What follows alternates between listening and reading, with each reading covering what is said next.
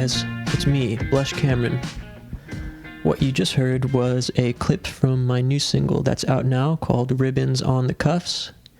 You can listen to it wherever you usually listen to music, except Bandcamp, because I keep putting off getting it on there. But I'll get it on there eventually. So it's been a while since I released one of these podcasts. I've been struggling to find the motivation to keep recording them for a few reasons. The main one being that I haven't been able to get any of the people that I want to come on to actually come on. I'm not exaggerating when I say there's probably been 8 to 10 people who I actually know personally on some level that I've asked to do the podcast, and I either get no response or no commitment. And I don't say this to boo-hoo or complain or blame them. I don't take it personally. But, I can't lie and say that, it doesn't affect my motivation when I get, when I can't get people, because the thing is, I don't want to do this if I don't actually want to talk to the guests, and I've kind of exhausted my personal connections to some extent. Doesn't mean I won't stop trying, and maybe it'll just have to be more sporadic, and whenever the people I know are ready to do it, then we'll do it, and that's just how it will be. It probably won't be a consistent upload schedule or anything like that, how it was in the beginning.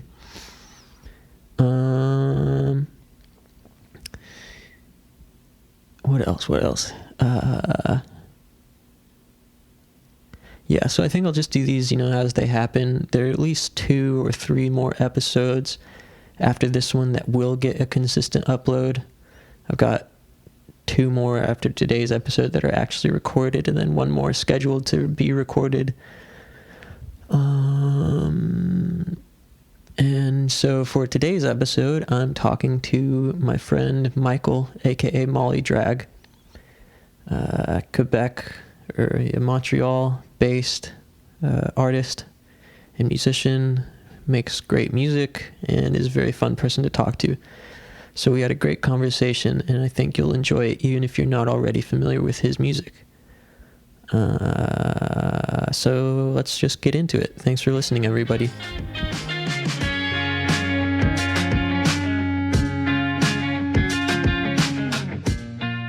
We use it for like video games. Isn't it a video game thing? Yeah. Am I wrong? Yeah, no, you're right. It's like, it's a chat platform for video games. As you can see, I have an anime avatar.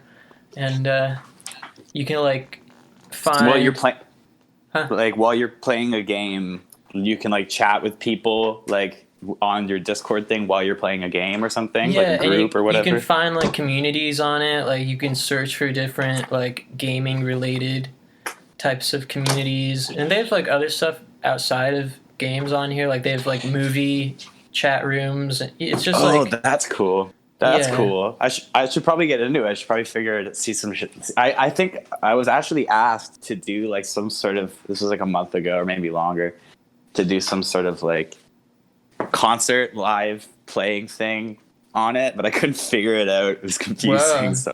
Yeah, I mean the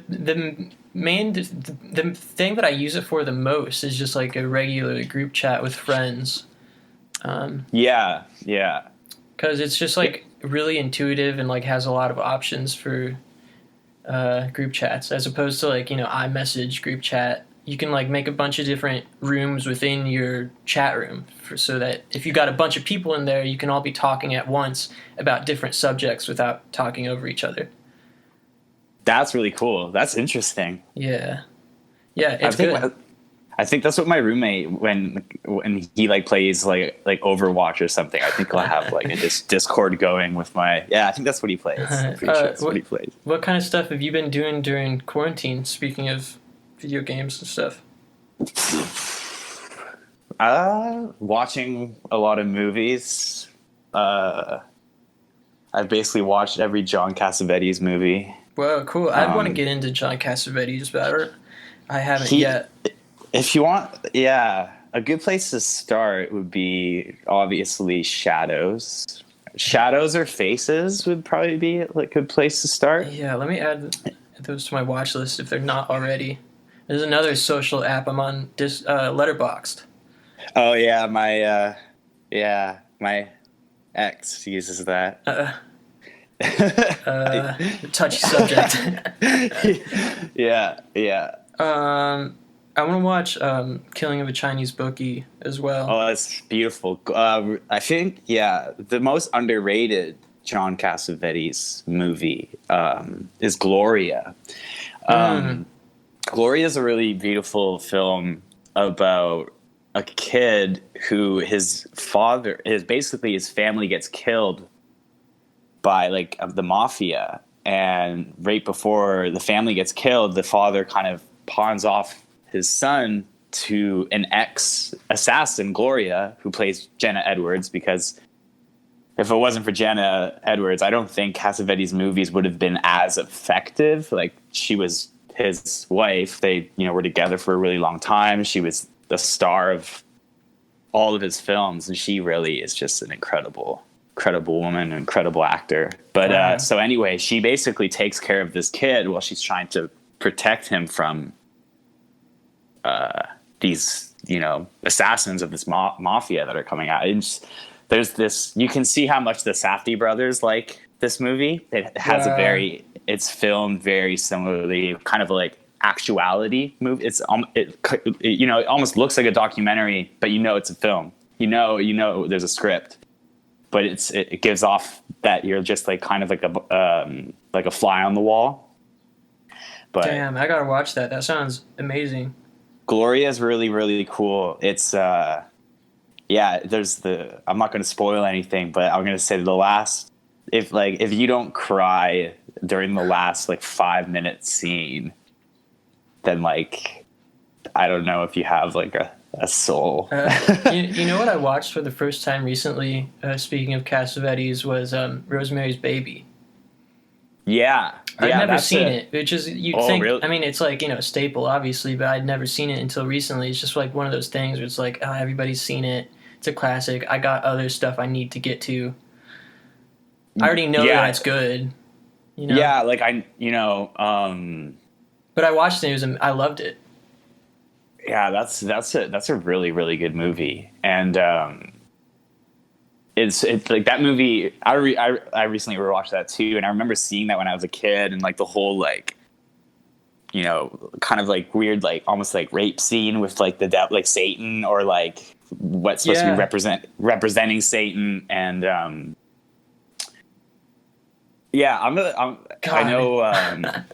know why can't I remember his name right now? Roman Polanski? That's it. I know he's the absolute garbage, terrible person. Yeah, but his movies are pretty good. And I watched a documentary about him a couple months ago, right when quarantine happened. I don't know. I think it's because I was watching a lot of documentaries on filmmakers, and I was watching this one about him, and he was talking about how at that time Cassavetes just kind of released his first movie, Shadows, which took a long time to make. There was a bunch of different cuts of the movie, and it was doing really well, because really Cassavetes was one of the first real independent filmmakers. Right. He would act in movies as an actor to pay for his movies, and he was in constant debt, taking out loans to make these films, hire people that didn't even know how to use a camera. But during the shooting of Rosemary's Baby, Polanski and Cassavetes were getting in a lot of arguments, they did not like each other. Wow. They came from two different worlds, really. That's really interesting. Yeah. So, what was this? What was the documentary? Yeah. I don't know. There's only 2 Roman Polanski documentaries. Okay. There's one that's just kind of him being interviewed, which is really stupid. Don't watch that one because it's just him defending himself. But it's just that it was stupid. Just they don't talk about his craft or anything at all. But the one, I forget what it's called, but there's if you search it up, you'll find it. I think it's on YouTube, where he talks about where basically they just discuss his work. His version of Macbeth is actually really good. If you want to check that out, he did a version of Macbeth that I thought was pretty interesting. But Roman Polanski is weird. Like his wife was one of the women murdered by the Charles Manson group. Yeah, I was gonna bring this up next. At the beginning of quarantine, I was reading Chaos, Charles Manson, the CIA, and the Secret History of the 1960s. Which is an incredible book that I think you probably enjoy. It talks about like the whole. It doesn't even really talk about Manson all that much specifically. A lot of it is about like the scene in the Hollywood scene that Roman Polanski was a part of. Him and fucking Tate. Sharon Tate. Yeah. And their scene and like how it was so like. It was like a really kind of fucked up scene, and that like Manson was part of that, and he just kind of like happened to be hanging out, and he got himself in everything with Manson really got himself in there, right? Like he almost had a big record deal and shit too, didn't he? Yeah, well, it was like these degenerates hanging out in Hollywood, and degenerates hanging around other degenerates like that. And it just so happened, it like wasn't even. It's not like he was like particularly talented or like good at infiltrating these scenes. It's like these scenes were just like that. Everyone was like that. Yeah, like free love and open. Yeah, and particularly the Roman Polanski gang was just all psychos. Yeah, for sure. There is a bit of that in the documentary too. When you see a lot of that, like when I was growing up, like I had like a bit of a psychedelic rock phase when I was a kid, and I was just obsessed with the 60s and had this whole warped view. But like now really when you look back at it, like when you're older or whatever, and you think about it, it was just a lot of people, especially young women as well, just being exploited, being like, oh, like freedom or whatever like this. But like really like it was pretty actually pretty dark, and addiction ran wild, Right. Yeah. I mean, definitely with like, hindsight, I think a lot of people feel that way. And were your parents around back then? I think How old are your parents? My parents are. My dad is a lot older than my mom, like 10 years older, I think. My mom was born in '67, so I don't really know if they grew up around. Like my mom was like, she was taking acid like at like Guns N' Roses concerts and shit. Yeah. Like, but I never really had too many people in my life that like talked to me about the late 60s. My grandfather did a little bit. He was a really big like Neil Diamond fan though, but so he was more kind of a bit of an aristocrat, I guess. So I don't know. What about you? How old are your parents? My mom was born in 57 and my dad was born in 60. Okay. So, they were like, my mom remembers it more, and she has like, nostalgia for the late 60s. And, they're like any type of boomer parents where they're, into like, crystal clear water revival or like, those, whatever, Neil Young, that type of shit. To be like in your like early, like, to be like 13 during like the early 70s or something. And, with like the whole, just feeling like, I feel like there would be just like a vibe of like threat, or something, or like it's like openness, but also impending threat, and like watch your neighbor, or like, you know what I mean? Yeah. And with, kind of thing. With like the Vietnam War, I don't know, that time period is so fucked up. And I didn't really realize it. It's one of those things that I kind of like put into the back of my mind because it's like my parents are into that, and I don't really want to know what my parents are into. Although lately, I've grown an appreciation for like Creedence Clearwater Revival and like all those types of bands. Like I love CCR now. And CCR, they're great. Like I love the band. Like the Big Pink, their first album, like the Basement recorded album, Big Pink. Is I've always been a huge Neil Young fan. Like Neil Young was probably the first like, when I first started picking up guitar, like most most dudes or most people, I guess, like the day of tabs, like you want to learn solos first, right? Like you want to learn like, but when I first started like learning, when I wanted to learn like a song structure, chords, I think it was probably Neil Young Heart of Gold, because E minor was really easy to play. That's funny. Well, how old were you when you started learning guitar? And was that your first instrument? My first, like, I think I started playing with my friend's guitar. The reason that I started playing guitar first was I was really into skateboarding. Like that was my first real thing that got me into music, were skate videos. I used to, when I was like 12, I started skating a lot, and I started hanging out with people like 6 years older than me. In Midland, Ontario, like a small town, but there was pretty good like skate scene there. But I mean, I guess like in my head, there was, so I started hanging out with a lot of people, and my days were really like filled up with like, get out of school, meet up with my friend Jake, who was in grade like 11 and I was in grade 7, and I hung out with him, and then we'd go skating, go back to his house, either play Tony Hawk's Pro Skater or watch a skate video. And I specifically remember watching this one skate video called This Is America, and it was like the America video, and at the end of the, and at this time I was listening to a lot of Coldplay and stuff, but I remember at the end of the video, the song Sometimes by My Bloody Valentine came on.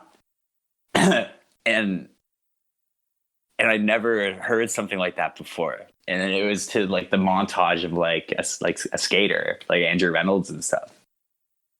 And then all of my friends started to get really a lot better than me at skateboarding. Like it was really, like I was just getting my ass kicked. At some point, you got to move on from the ollie and start, dropping in and whatever. Yeah, like I just remember one day showed up at the skate park, and my best friend Jesse, who, was always really skilled, and he actually played guitar before me too. He was very fast learner, and I always kind of admired him for that, because he's a very fast learner at things, faster than me. And one day I just showed up at the skate park, and right in front of me just does a nollie heel flip, and I couldn't even heel flip at the time.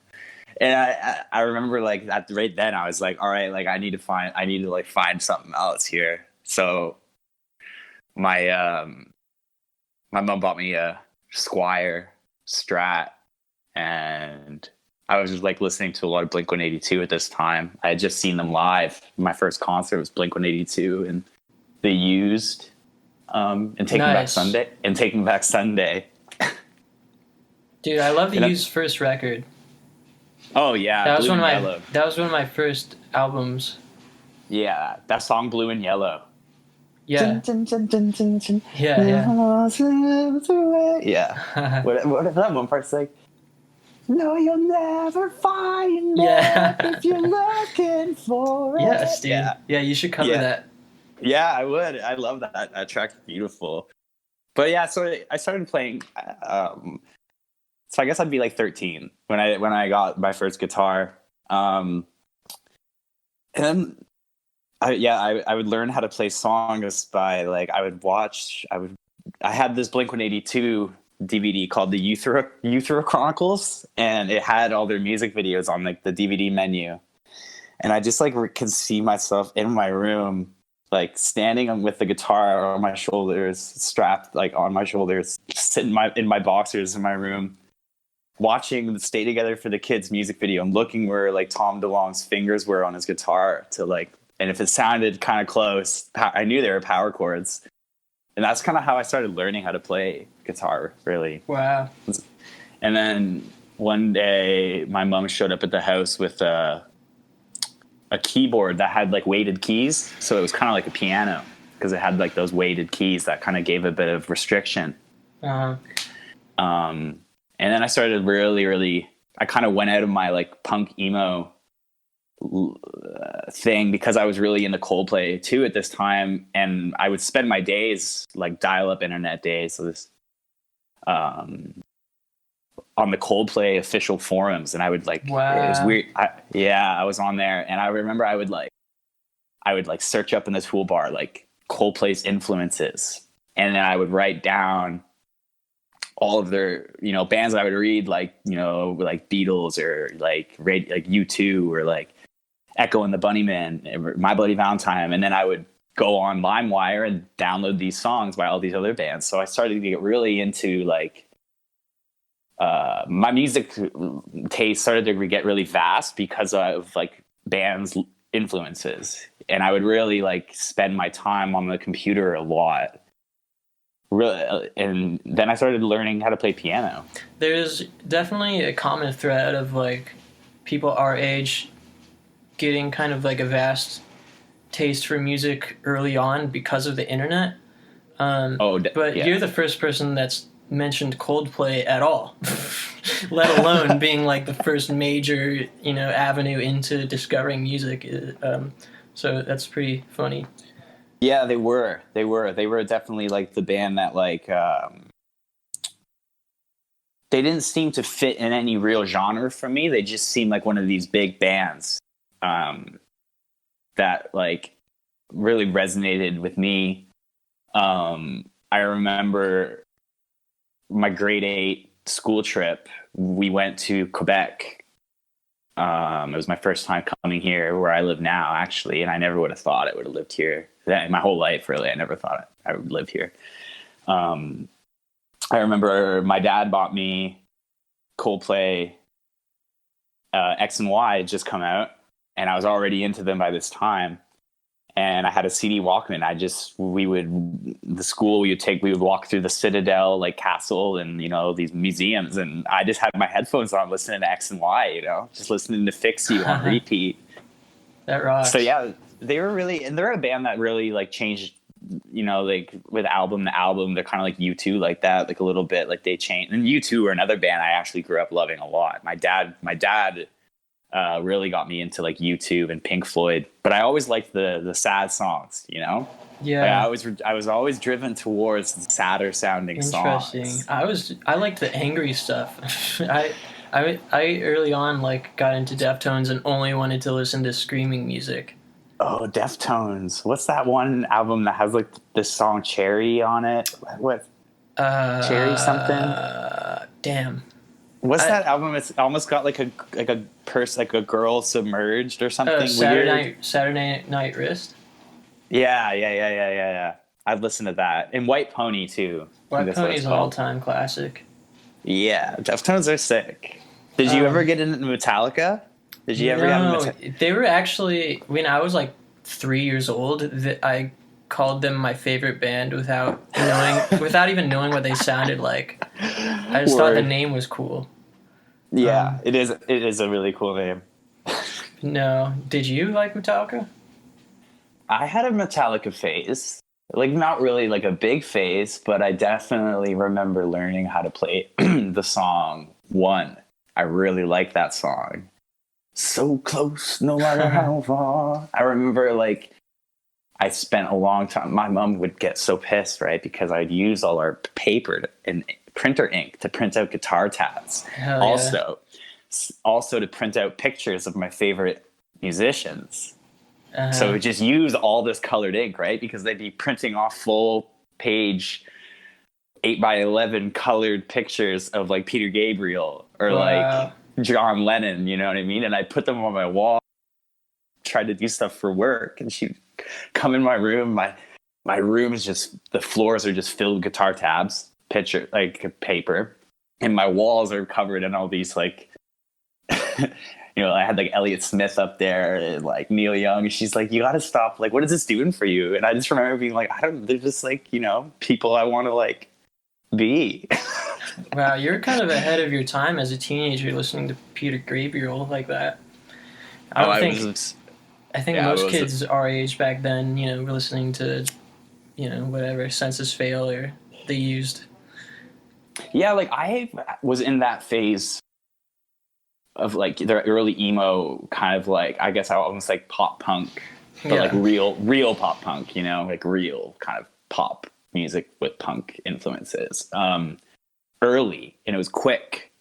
And then I started, like, I was a huge AFI fan. Like, they still are a band that I love a lot. Yeah. But then I got into Coldplay randomly while I was still skateboarding, and my friends would make fun of me at the skate park because I'd like have like my Walkman, and they'd be like, "What are you listening to?" I'd pull it like Parachutes or something, you know. And you have these guys that like had anti-flag shirts on, you know, making fun of me and shit like that, or like, you know. But so Coldplay kind of twisted me a little bit to kind of delve a little bit deeper into music in a way. That's really interesting. When did you start a band? Did that ever happen? Were you in any bands? Yeah, I've been in bands. It's something I guess I haven't really talked about a lot. Maybe it's because I'm a bit of a control freak. But so the first band I ever started was with my other friend Jesse, who I told you about, my skateboarding friend. And he bought a bass, and I play guitar, and we started a band called Charles Roberts, because my middle name was Charles and his middle name was Robert. we thought it was cool. Hey, my middle name is Charles as well. Oh yeah, I think we might have discussed that once. I don't remember, but it's a fact. That's sick. It's a nice middle name. It makes you sound kind of Prince-like if your middle name is Charles, I find. Definitely does. So yeah, there's that. And my high school, I went to a Catholic, pretty like rich Catholic high school actually. And we had a full-on recording studio. It was a brand new school in Midland, and it had a full-on recording studio in there, like real big recording studio. So every semester there would be a compilation of CDs. So if you paid like, you know, $50, you get to like record 2 songs, and then they put it on a CD. And like they get it printed with a booklet and everything like that, and then they have a concert for it to sell it. So I remember being, and I wrote for this. I wrote all the songs, and Jesse was still more into skateboarding, so he wasn't really good at bass. I had to like show him the chords and stuff. So I actually remember the first time. That was my first time ever recording like with someone else. And then we had a song called Chester and the Moon. And the teacher who would run I remember going into the mixing room and watching the kid who was, I was in grade 9. He would have been in grade 12. And I remember he was using like Pro Tools or something. And I was like, okay, like I'm really interested in, because until that point I was really just like, just playing music or whatever. But I was really like enthralled by watching someone, you know, having these like isolated tracks on a screen and being able to like manipulate them, you know? Yeah. So I started talking to him about like programs that whatever, and he introduced me to Audacity when I was like 15. So immediately that night I went home, I found the program, it was free. And we had a microphone kind of like built in our computer, which was like a really terrible microphone, but I had my acoustic that I think my mom got me. It was like a bad one, but I remember recording just like I was just playing like an A chord, like picking the strings of an A chord, and then like I went in and like highlighted the track, and then I saw there was a thing called effects, and the first thing I saw was reverse, so I did that. That's the first thing I ever did on like a DAW. Wow. I wish I could remember the very first thing that I did. Go ahead. What were you saying? No, and then I reversed it, and then I played it back. So I was playing like the strings of an A chord really slow, right? Yeah. So when I reversed it and I listened back, I was like, oh my God. It's like, oh my God. And I went, and my mom was like sleeping in the next room or something before she had to go to work. And I was like, you got to come here. You got to hear this. And she comes in, she's listening. She doesn't look too like impressed. She's like, well, what is that? I was like, fuck, it's a guitar, but it sounds like a violin. Like, so then from that day on, I started recording like just random stuff. And I ended up recording Jesse and I recorded a whole Charles Roberts full length album. What kind of music was that? It was like the Beatles.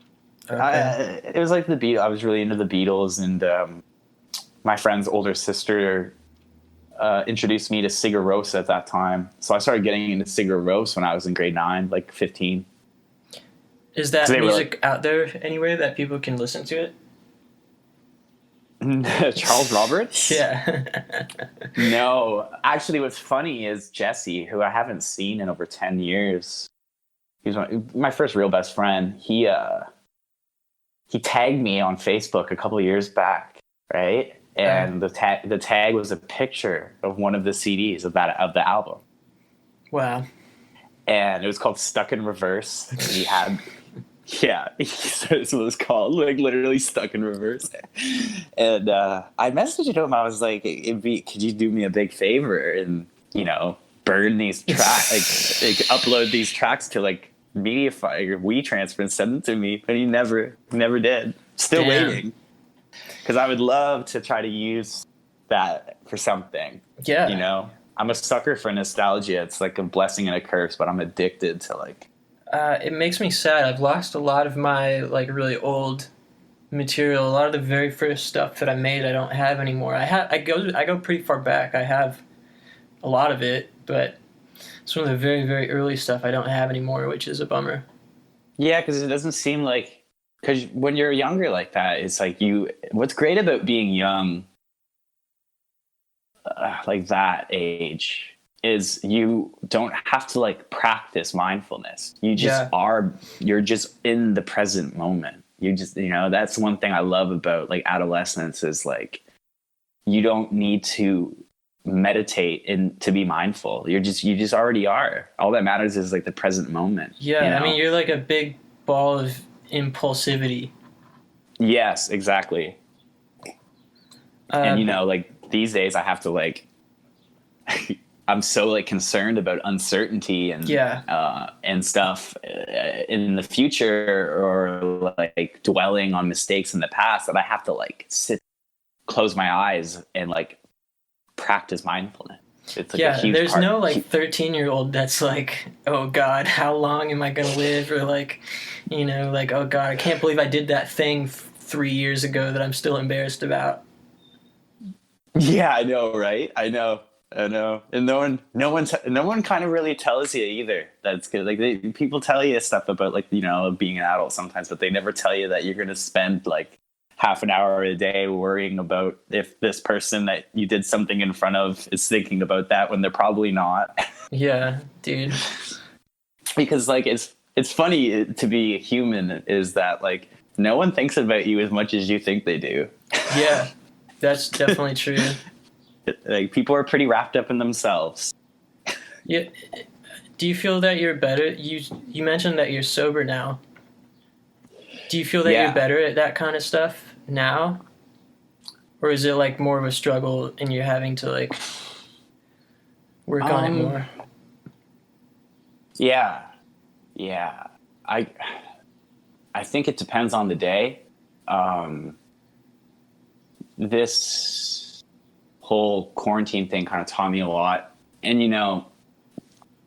to get into the sober thing a little bit, not to get into it too much, but, there's been, like, I always knew I had a problem, like, with the addictive behavior, or masking childhood trauma with certain things on the exterior of myself to calm it.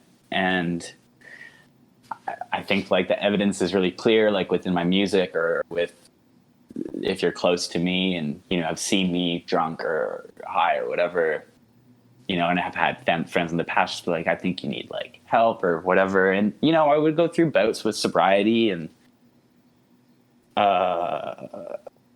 we'll go sober for a few weeks and you'd be like, yeah, see, like I'm good. Like I can be a social casual drinker. And then, slowly I would do that. And then all of a sudden I'd like black out again. Right. So I think near the beginning of this quarantine, I kind of had like a blackout night and I woke up the next morning and I just, I was just really kind of done with it. I kind of realized that like I had some things I needed to get into. So another thing amazing that kind of happened during this quarantine is I was actually diagnosed with a personality disorder.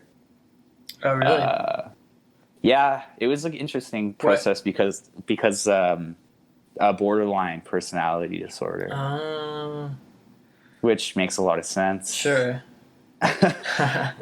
Yeah. I've had people just be like, yeah, you kind of like go through bouts of like fear of abandonment there, or black and white thinking, kind of like one thing or the other, right? When really life is kind of a gray area. Reality is more gray. Yeah. Yeah, but it was a weird process because I had to go to like a hospital during COVID, and it was a pretty different. Yeah, but like I needed to do it, and I'm glad that I did. So now it's kind of affirming to have this diagnosis to me. It's actually a bit comforting just to kind of know that I've been doing the right things, and now like I'm going to be going to do this thing called DBT therapy, which is a dialectical behavioral therapy. Wow. What does that entail? That entails, it's a long process. It's group therapy and independent therapy. It's like third wave psychology. So it's kind of like cognitive thinking, but more, instead of like deflecting thoughts or like distancing yourself from thoughts, you kind of manifest the thoughts because they're already there. And it's how to cope with them without risky behavior or just like you got to change your behavior, right? Like that's it. So right now I'm on the waiting list to get into one of those because it's like a 6-month therapy, and it's very, very like it takes up the major part of your life. There's homework, there's group therapy every week, there's the single therapy with therapist every week. So I'm looking forward to like getting into that, and I've already been doing like the work myself, which has been good. But yeah, like I think a lot more people have BPD than they think, because it's been misdiagnosed a lot as like bipolar disorder. And actually like early on in the 90s and 80s and 90s, they said that only women could get borderline personality disorder, and it's actually like, it's a pretty like, it's like a serious disorder. Like when you look at the studies that have been done for like the percentage of like suicide rates with people with BPD and like just like risky behavior and young offenders as well in prisons. Right. So yeah, I mean, it's definitely like really sad, the state of mental health help in the West, particularly like North America, and I guess maybe not the entire West, but definitely I mean, I don't know how it is in Canada, but in America, it's fucked. It's like really bad. Yeah, I heard that. I've heard that. Is it easier there, do you think, and is it like how would you review the health system in Canada? Well, definitely in Quebec, it's different than the rest of Canada. Quebec is kind of like its own country. It's like sovereign from the rest of the country. But it's been pretty easy. I'm doing it through the big university here called McGill, and they have like a program, and healthcare covers it because it's actually, DBT is like pretty expensive. Like I was ready to drop like a couple $1,000s on it somewhere else. So I find that it's pretty difficult to get to the point of being diagnosed with a mental condition. Like you really have to be vigilant, and you really have to like be ready to like do things that are uncomfortable and talk about things that are like, main thing is you got to be honest. Like you got to be honest about exactly how you're thinking, and don't be embarrassed about the things you think. Like really having like struggles mentally aren't really disorders. Like they're just a part of how you think, and like your thoughts are not your thoughts are not who you are. They're just like a feeling is kind of like the weather, and like things will pass, and like you just have to like be ready to like move forward with it. And I think like now, like I'm 29, like I just turned 29, and it was just something about waking up that morning in April, where I just woke up and yeah, I was just done I was just done with feeling like I didn't remember everything from the night before. Feelings of like shame, or guilt. I just was done with that. And I think that there was kind of something inside of me too, like kind of like myself or something, like my real innocent self being like don't, like, you can't keep doing this, like I'm at my last breath. Like your innocence is like at its last breath. And like, I had just finally like listened to it to make a concerted effort.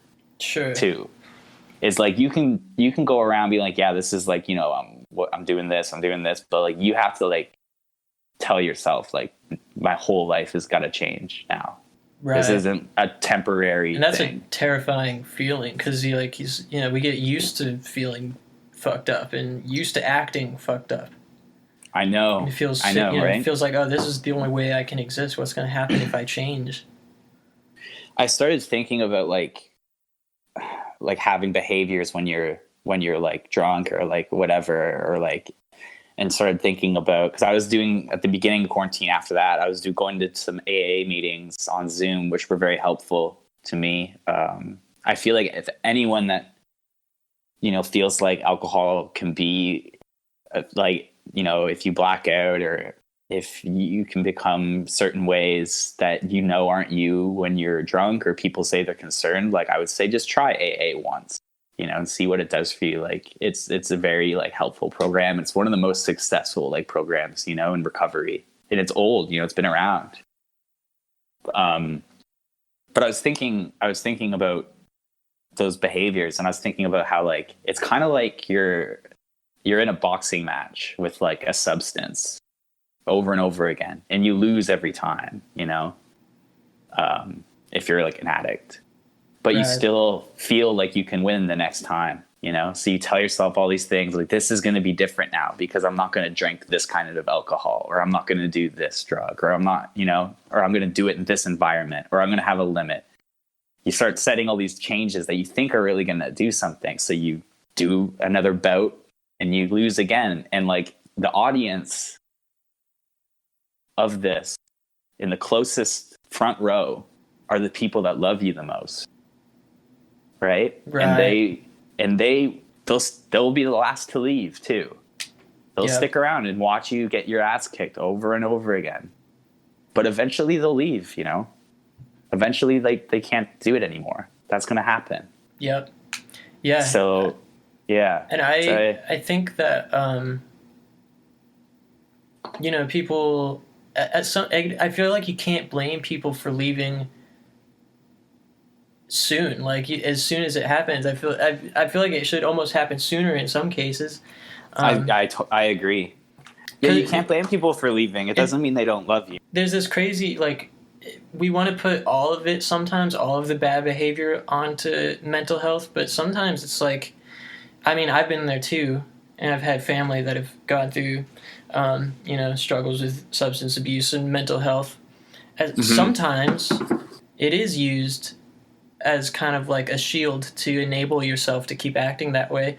And I think, seeing people leave is not necessarily a, like, indication that they don't care about you anymore. It's just that they, sometimes you have to take care of yourself, and sometimes the person that you're in the front row for is not putting in the effort, and you have to be like, okay, this is useless for me to be here.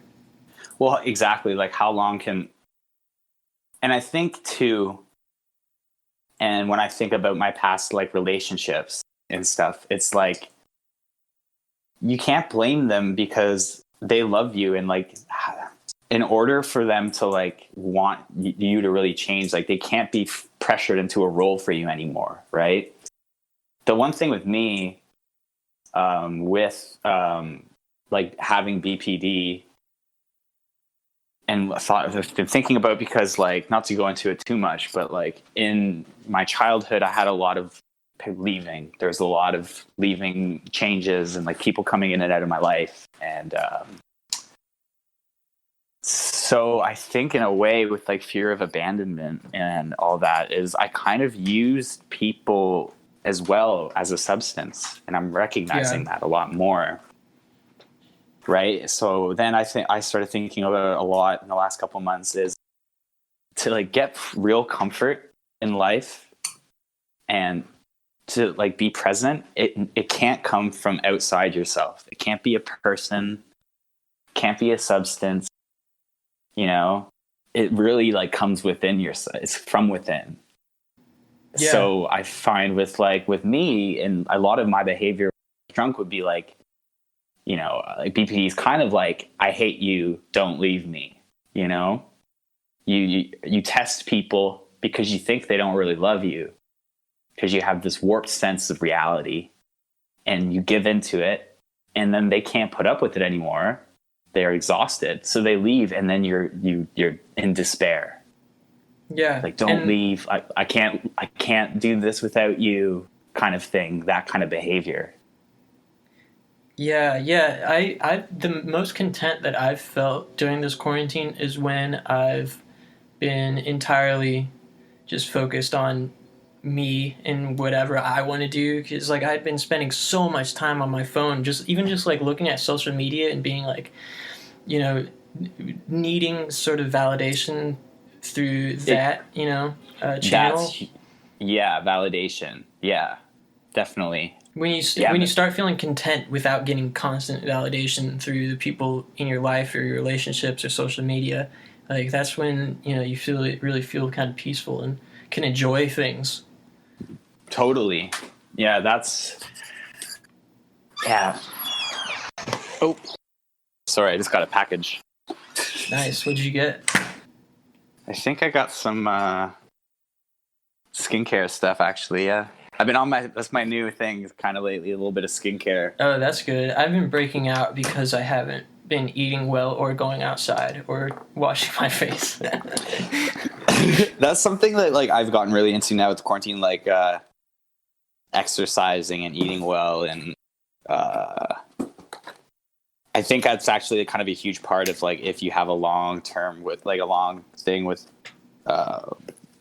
substance abuse is exercise. Those things those things really make a difference. But as like somebody with a substance abuse problem or like an emotional type of problem or mental health problem, you want a fix immediately.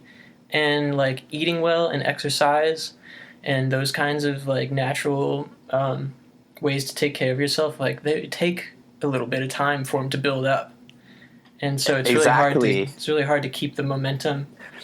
I've been noticing like the changes too, because I've been doing like 200 push-ups a day and running every day. And now I have like, for the first time in my life, I kind of have like not like skinny like abs, but like actual muscle. That rocks.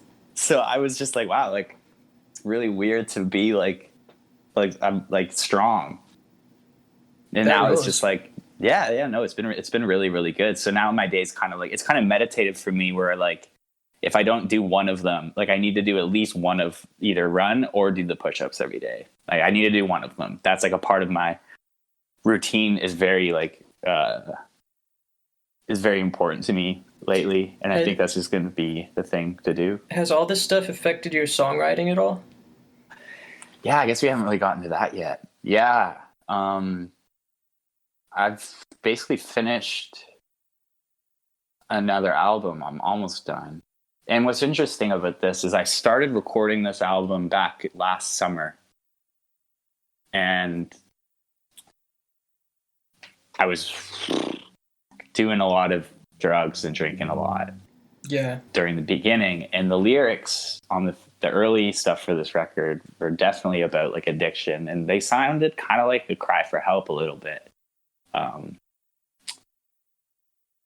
And it's kind of weird because then I took a long break from it over the winter, spending a lot of time with a person, probably too much time, but that's okay. See, that's the thing too, right? Like when you get like addicted to a person. Yeah. But anyway, then I started kind of taking a break from my normal stuff and made some electronic music for a while. And then when the quarantine got big, and then I moved back into my apartment, slowly started picking up my roommate's new like Martin acoustic, and basically been recording every day at home. Went to our space to do some drums, and yeah, now after like 2 months, I've basically finished a record. It's influenced my songwriting. It's very spiritual, I guess, in a way. In a weird way, I've been feeling a little bit. I've never considered myself like I've always considered myself, I guess, religious in a way, not for anything specific. But I've definitely. This is my first record, like I can say it. It's like this is my first record I've recorded like not on amphetamines. Yeah. Like for real. You know, I'm not like waking up at like 4 p.m. the next day, not remember, and then, you know, my computer's open and it's like, oh, what did I record? Like I'm totally, I'm totally like sober, completely. Like I haven't smoked weed either. I'm not doing any, like I'm just pure like. Wow. Yeah, I realized I was talking to my best friend from back home, who I grew up with, Liam, and we were talking about some stuff, and I recognized that this has been the longest time that I've been completely sober, and that means without weed either, in over 10 years. Amazing. You know what I mean? And so I was just kind of like, wow, you know. And with this new record too, there's no like, I'm kind of like, I'm more romanticizing pain, or, you know, I feel like a lot. Sometimes I listen back to like my older stuff a little bit, and I was just kind of like, oh, you idiot, go get yourself some help. Stop singing about this shit, you know. Yeah. And I feel like this new record is gonna. I don't know when it's gonna come out. Could be in a couple of years. I don't know. But couple of years. Yeah, I don't know. I'm taking things slow. You know. That's good. Just taking things slow in everything in life, really. Just like trying to stay focused on like my sobriety and my mental health before I can play like, you know. That's why quarantine's been pretty good for me, honestly. Yeah. It's been benefit. Yeah, because like I it's don't a have wash to do anyway. anything. This year is a wash anyway, so it's like I've been feeling kind of the same way. I get really like anxious about getting new stuff made and out, and it's like, well, there's no reason to rush now. What are you gonna do? Yeah, exactly. It's just like chill. I feel like a lot of people are really being faced with a lot of stuff with themselves. You know, they're kind of like staring in a mirror all day. Yeah. And like I feel like just taking full advantage of this moment too, because I feel like this is very interesting. I hate when people use the word times, but I guess I have to say it. Times, interesting times. You know what I mean? I don't know why it always bothered me. To like, and you know what? You're gonna remember that this is gonna be a point of your life that you remember. Actually, even if you're not doing a lot, like you'll remember this. Dude, I mean, especially with the protest now, this is like an insane time, and it feels like like shit keeps happening in the past couple of years. Where it's like, oh, this is the craziest time of my life. Oh, this is the craziest time of my life. Oh, this is the craziest. You know, it keeps every couple months there's something that's like I can't imagine it. You know, this is our 9/11, and now it's the next week. It's fucking it's 9/11 again. Yeah, you know what I mean? Yeah, I know. But like, yeah, this time there's something going on right now too with everything. There's like a bit of a rumbling in the earth for change, pretty heavy, you know. Yeah. Just for actual change, and like we can go around pointing fingers all day, but also it's gonna come. It has to be like it's all one thing in my mind. It's all one great, you know. It's all one singularity thing of like change coming from within, you know. Yeah, it feels like the pressure kind of builds up, and they're like mass protests over something, and everybody's really upset and needs change now, and then it kind of dies out, and you know we're trained to just like be kind of content as like a fall society, back. and we do fall back for a while, and then something else into happens. The groove. Something else happens, and then it gets higher this time, and then higher for the next time. I think people aren't going to stop, especially with these police protests. I don't think they're going to stop until something big is, some big changes are made. That's the hope. That's the hope for sure. With like Minneapolis, like rebuilding the police department from the ground up, it seems like, it's possible for people to pressure and force this kind of change that we need.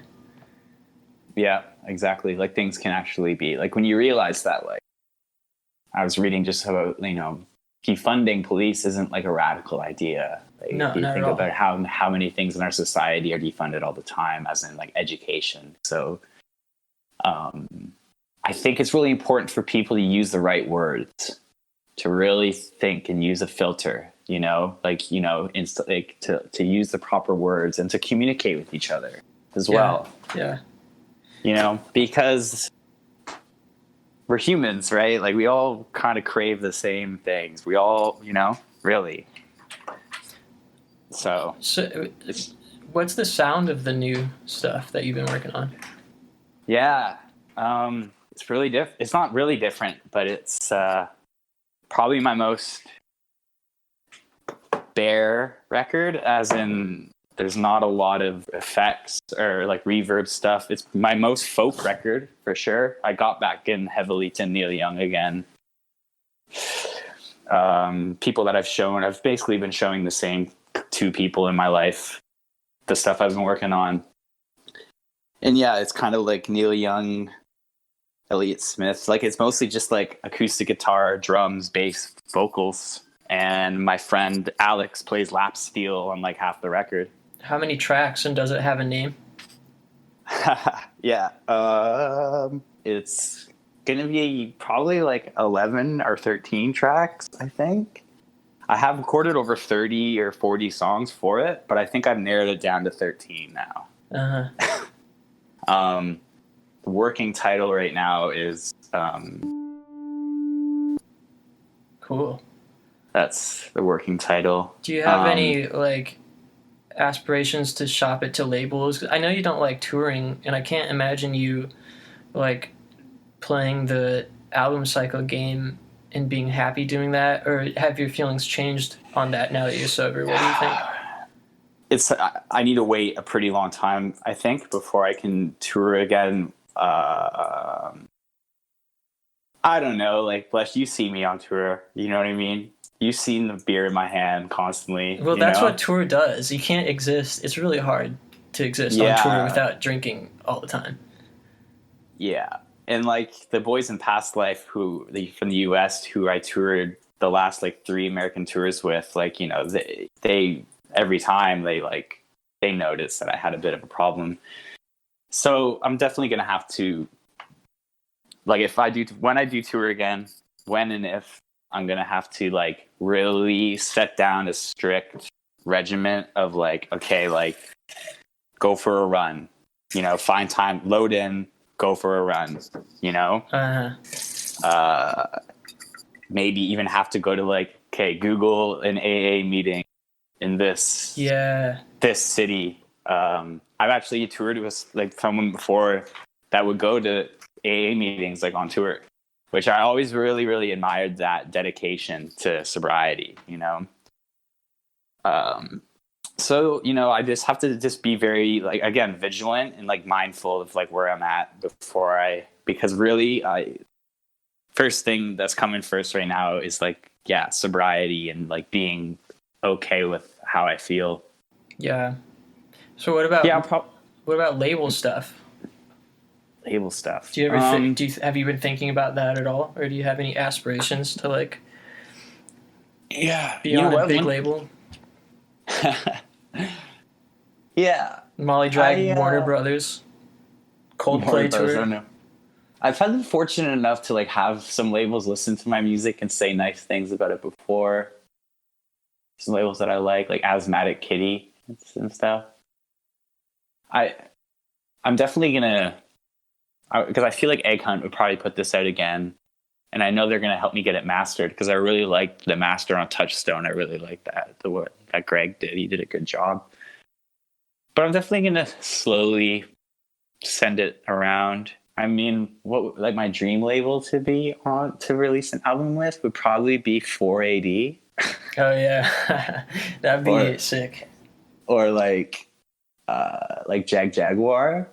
Yeah, I'd love. Actually, I really like Dead Oceans, mm-hmm. or like Secretly Canadian.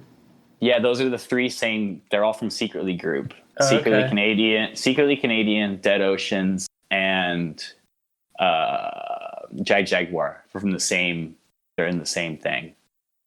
Who I've actually I've talked to a person that works there a couple of times, so I'll probably send it their way this time as well.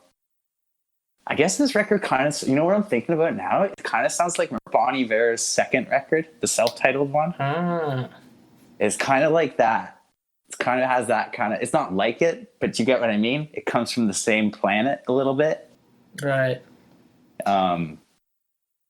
Anyway, like I'm almost done. So before I send it off to get it mastered, I'll send you like a raw cut of it. Yeah, I'd love to hear it. Yeah, I'll send you. I should have that done in the next couple of weeks. What's your process of writing a song? If you were gonna like sit down and write a song right now, how would it happen? Usually I'll have like a movie on or like a documentary on, and then I've been writing a lot for this record. I wrote most of the material on bass first. I have a bass here. I love sitting down with a bass for some reason. It's really, I don't know why. It's just really fun to just sit with a bass. So I'd probably like, what were we going to say? Do you usually write on guitar? Yeah, that's because that's all we really have here are guitars. Whenever I try to write, I am extremely used to writing songs on guitar, and whenever I try to write a song on a different instrument, it comes out like sounding more juvenile or something. More like Daniel Johnston-y or what? No, like just not like more amateur-y, I guess. That just might be you, though. That just might be you. Like that just might be what you think. Yeah, maybe. Try writing on a bass. Writing on bass is fun. You do really good licks. You do cool licks. Like that's another thing on this record is like it's probably my best like bass playing. Oh, cool. And this record more than any of my others is a lot of other musicians on it, which is like a lot different than my past records where I did the majority of the instrumentation. I kind of involved like close friends of mine and members of my live band here in Montreal to get on the record. It's been a process too because I have to like put my iMac in like a suitcase and bring it around with me, which is like kind of risky. Wow. So yeah, I've been doing that for a long time. So I'm gonna buy a MacBook soon, so that won't be as risky. Yeah, that's a good investment. I've had my MacBook since 2012. Yeah, I'm just gonna get like an older one, probably like a refurbished one as well.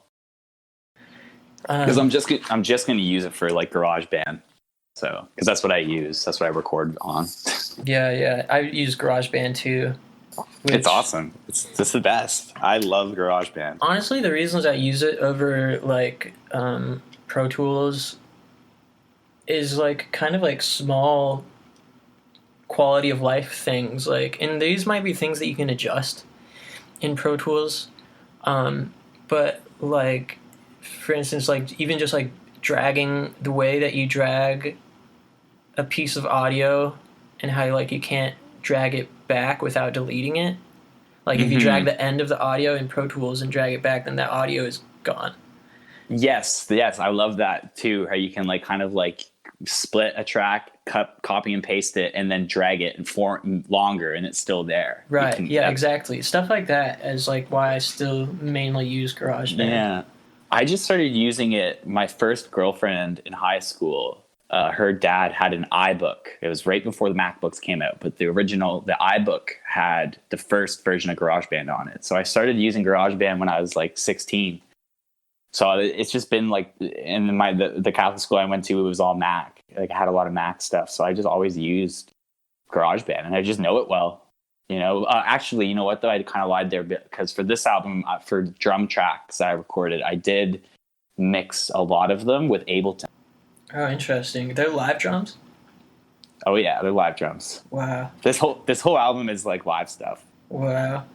Which is a big difference too. Yeah, I'm really excited. You know what? I'm really excited. I'll send you a couple tracks from it. Who's playing the other instruments? So there's a few. So my guitarist plays drums on a couple songs. My actual drummer, Daniel, who's also my roommate, he's in the other room now. He plays drums on a track. My bass player plays, it's so weird. My bass player plays guitar on a couple tracks.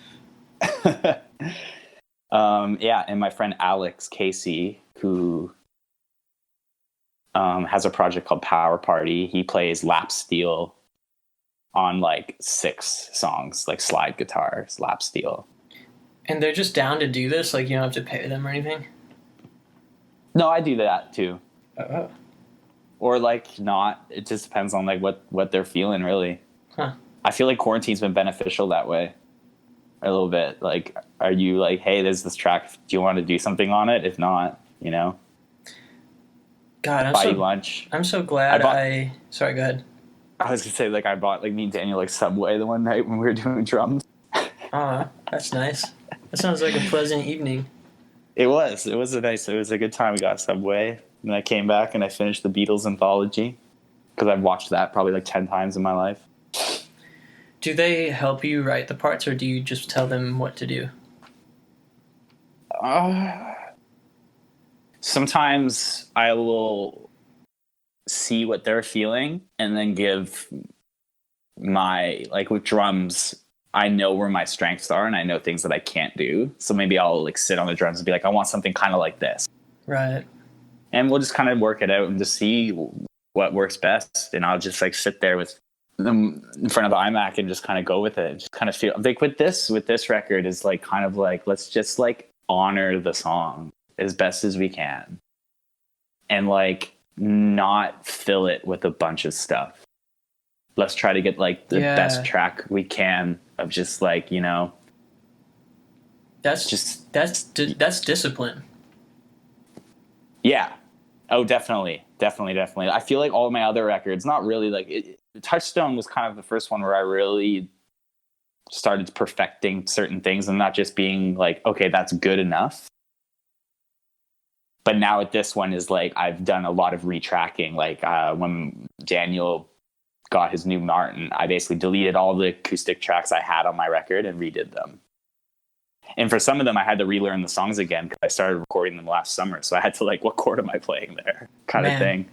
So definitely discipline, definitely patience, and being sober has been fine with that because it's like, what else am I going to do? Like, let's do this the best I can. And, like this is like an activity and it's fun in itself. Like I don't need to be drunk or high to do this. I used to think I did. Right. I used to really think that was a part of music. And you know what? You'll play a lot better when you're sober. Yeah. I mean, when you get into that flow state, you can be sober as hell, If you can get into that flow state, nothing matters. Definitely. You're not thinking about anything. You just think about the next move in the recording then all process. of a sudden, like 4 hours have passed, Yeah. And with me, my favorite thing to do is like when after I'm done like a song session or like in my room or whatever, I'll go on my back balcony, which I recently like cleaned out, which took me like a day. So I have like a back balcony now, and I'll just sit there and have like the best cigarette of my life. Yeah, dude. I'll just like have like, it's that one when you finish the song or something. Yeah. And you haven't had a smoke in like a couple hours because you've forgotten about your cigarette cravings because you're in that flow state. But when you have that smoke, you're like, You're just basking in the dopamine, Totally. Yeah. it's a good feeling finishing something, but knowing you're never really finished something. Right. Which is kind of acceptance as well. I feel like being like just accepting the way things are is a huge aspect of mindfulness. I will say, sorry. Oh, I was just going to say that there's beauty there. There's comfort in acceptance. It doesn't need to be something that fills you with anxiety. Like anxiety is just a journey into yourself. It's just becoming more of yourself, really. I agree, and I was I think for me, when I finish a song, it's definitely a great feeling, but it doesn't last. You know, nothing lasts forever. Do you listen to your own music a lot when you've finished it? Because I get compulsive about re-listening and listening to it a million times to like see how other people are going to hear it, or like just working on it and like getting all the tiny little details corrected, you know? Yeah, I think I do. It's funny because like for this record, I send stuff to basically the same 3 people that like I love and trust, you know, and I know will listen to it, very, you know, intentively or whatever, and like attentively or Critically? Critically as well, yes, and will be honest with me. And it's so funny because I'll be like, here it is, it's done. You know, here's the final mix. But then I'll send them like 12 more over the next day. Yeah. Like this part of this vocal track wasn't loud enough. Right. Or that, you know, I didn't compress this bass enough here. And it's something that, you know what? No one would notice the difference except you, really. Yeah. Yeah, that's like, so real. And, you know, but it's like when you know it's a little bit better, you feel a little bit that much better. So it's like it's an interesting process. It's perfecting like a recipe, you know. Yeah, it really is. It's like I think of it like a little bit. A little bit what? What do you think of it like? I was gonna say put a little bit more turmeric in there. You know, it needs a little bit more cumin, like just a dusting, just a little bit more salt. Yes, exactly. Or like thinking of like each song is like a painting, and then like the album is like a sculpture of paintings. You know? Yeah, definitely. I think the same way. And it's like sometimes you need to start something over completely. Sometimes you need to do that. Like sometimes it just needs to be done, or sometimes you just need like a little bit of something else. I find with this record, which has been really this feels like the lyrically, this is probably the most like cathartic record for me, because like it's every song I kind of like I know exactly what I'm writing about. Whereas before, a lot of it was like there's meaning, and I'm not saying none of my music before had true meaning to me, but a lot of it came through like euphoria and stuff. So it's kind of all over the place. Where this one is definitely my most like, I guess, mature. Like I know exactly what I'm like. I feel like I have something to talk about with this record when it, you know. Do you know what the lyrics are going to be about before you start writing them, or do you figure it out as you go? It's kind of like usually what it is like the first sentence that comes out of my mouth will kind of like shape it. It kind of manifests with like the first kind of words. Like there's a track on this song, there's a track on this album, and the chorus is "the blood in the body of," and the song's called "Communion." So that was like a really kind of religious song about forgiveness and just trying to like be a good person. And been watching a lot of documentaries about like Jesus actually lately. I have no idea why, but I just kind of have been. And like, you know, Immanuel Kant and like Christian philosophers like Kierkegaard I've been really interested in lately. You mentioned because a lot of them what? Like Kierkegaard was the first, like he's a Christian, but he was like the first existentialist. I've never heard of him. Philosopher. Kierkegaard. Oh, yeah, you should do some reading up on him. Oh, Kierkegaard, I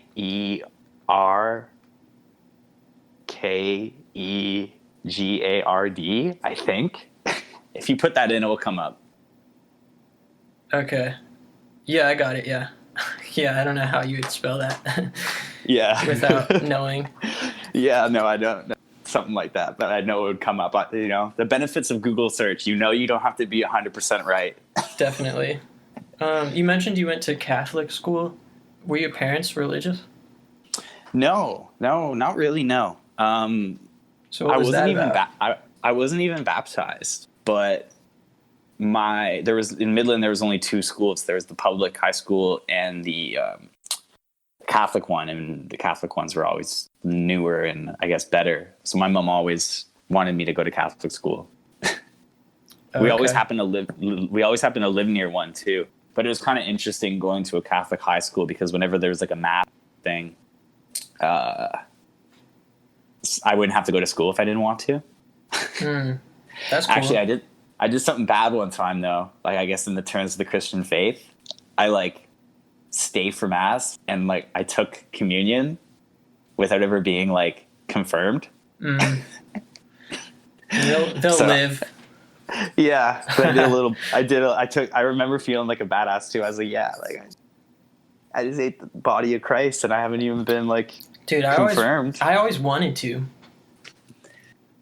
It tastes like cardboard. It's not good.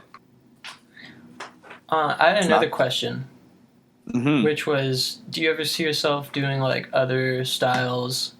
You did say you're doing electronic music, but do you ever see yourself doing making a drastic change into pop music or something like that? You know what? I don't know. I've never really I feel like I'm always kind of blending in different genres in my music a little bit. But you'll notice with this record, I think this record, it's funny because it sounds like I've already put out the record, but is definitely this record is the exact type of music I've always wanted to make, but I think I've been too scared to make something so bare kind of without adding a bunch of reverb or you know what I mean, or doing so many different instruments and stuff. The vocals are really turned up, no effects. That's scary. I'd be lying if I said that Big Thief isn't a huge influence on this record. That makes sense. Especially UFOF. Oh man, the first couple tracks on that album are crazy. Oh yeah, the song UFOF is the best song I've heard in the last 5 years. Well, wait, when did Moonshaped Pool come out? Since Moonshaped Pool, UFOF is my favorite album since A Moonshaped Pool. What's a Moonshaped Pool? The last Radiohead album. Who are, if anyone's ever wondered, are my favorite band of all time. That makes sense. Yeah. But I don't know. Yeah, I guess I always kind of blend, but stuff. But I think with this record, it's this is this type of music that I've always really wanted to make with an album, and this is my first real kind of concept album where it's really about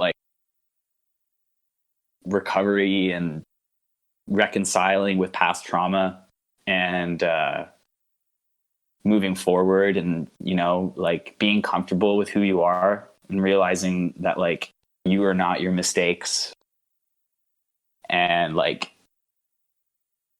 people are not expecting or hoping for you to fail,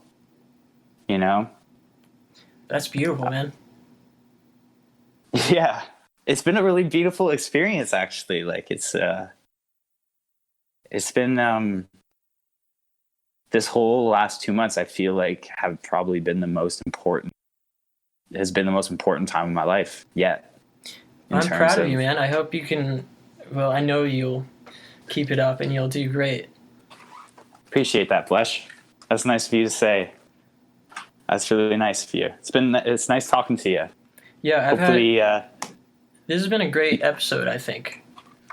Yeah, I hope I remember I kind of did a bit of meditation before to be all right, don't overshare too much because I have a bit of a problem with that. So I hope I didn't. No, it was perfect. And I think people that listen to these kinds of podcasts are into the oversharing part of it. it doesn't always have to be like that. But I think this record, usually people, I'm prepared for people to not share anything. So I have like all the albums listed, and I have like all these talking points to go through, and usually I'll just kind of go through the discography of keeping like a structure to the conversation and like having something to talk about.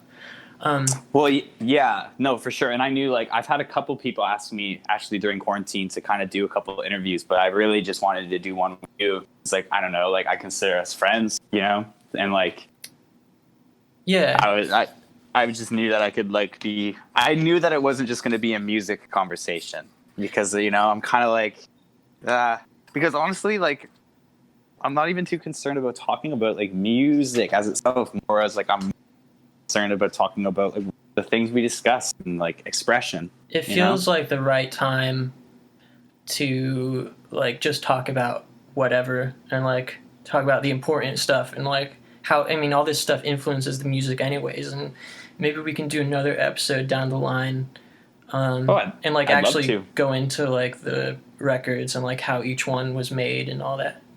Yeah, we can definitely do that as well. And we'll definitely do one around whenever the album comes out. I'll keep you posted on that. If it gets put out on like Warner Brothers or or Def Jam or something. Take me on the Radiohead Coldplay tour, and I'll be the lights guy. Oh yeah, that would be sick. Yeah, you can be the lights guy, and then you can pretend you can be me for a couple of the shows. Oh yeah, I don't think no one would know. Yeah.